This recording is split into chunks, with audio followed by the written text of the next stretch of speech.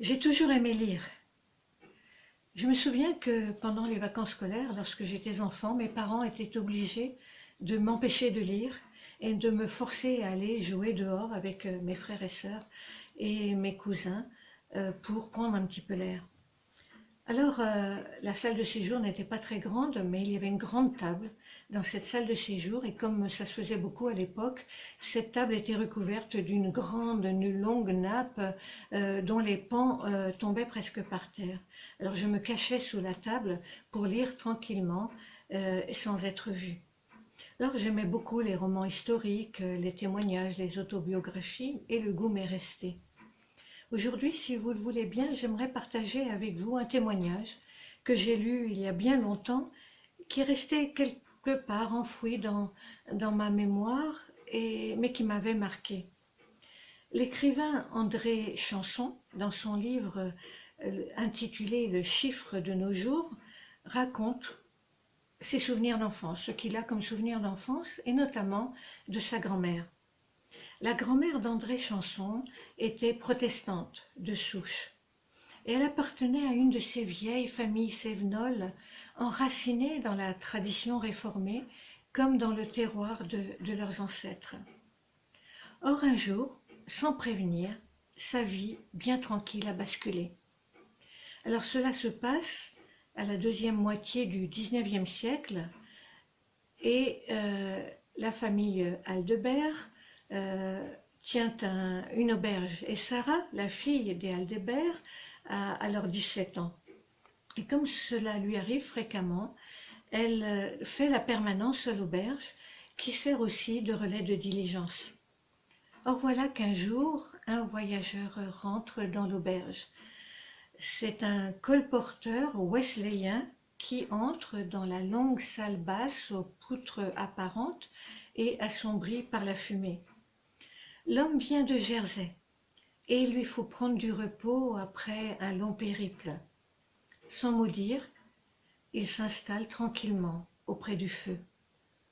Il ne paye pas de mine, ce colporteur, et il reste tout d'abord silencieux en regardant les flammes danser dans l'âtre. André Chanson raconte: il vient de loin, de si loin, qu'on dirait qu'il a fait le tour du monde. La boue du chemin a couvert ses bottes courtes. On peut y voir la trace des terres rouges qui s'étendent autour de Guissac, des terres blanches du terroir de Saint-Hippolyte. Ce voyageur a l'air modeste et naïf, de ceux qui ne sont jamais allés dans les villes. Mais son sourire est pareil à celui des gens qui connaissent un secret. Maintenant, il lit un petit livre en l'inclinant vers les flammes, et sa voix ne ressemble pas à la voix des hommes de nos montagnes. La jeune Sarah l'écoute. Son calme habituel se fissure au fur et à mesure que se déroulent les phrases, et que les mots martelés tranquillement pénètrent dans son cœur tout neuf. Elle ne se pose pas de questions inutiles. Ce jour-là, continue André Chanson, elle voit seulement cet ange du Seigneur que le colporteur inconnu vient de faire entrer dans la chambre. Elle le voit, debout dans sa robe blanche. Elle entend encore la voix de l'homme qui psalmodie, et l'ange dit... Et tout à coup, l'ange se met à parler. Le Seigneur m'a fait signe ce jour-là, disait ma grand-mère en nous racontant cette histoire, et je l'ai suivi toute ma vie. Avant de reprendre son chemin, le colporteur lui avait laissé le livre, le petit livre noir à tranches rouges, d'où la voix de l'ange était sortie. Grand-mère l'avait lu pendant plus d'un demi-siècle. Elle le savait par cœur, et chaque verset éveillait en elle le souvenir d'un autre verset. Chaque promesse était la confirmation d'une autre promesse, où la même chose était promise. Le colporteur était reparti sur la route, sans même dire son nom. Grand-mère avait oublié sa démarche et son visage, mais au bout de 60 années, l'ange lui parlait toujours.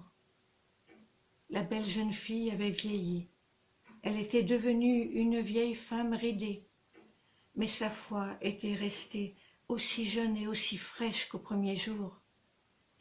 Son petit-fils se souvient, c'était une grande femme, un peu lourde, au visage calme, qui marchait lentement et qui semblait parler avec son Dieu chaque fois qu'elle se taisait. Elle était en sa présence à toutes les heures du jour et ne faisait rien que pour son service.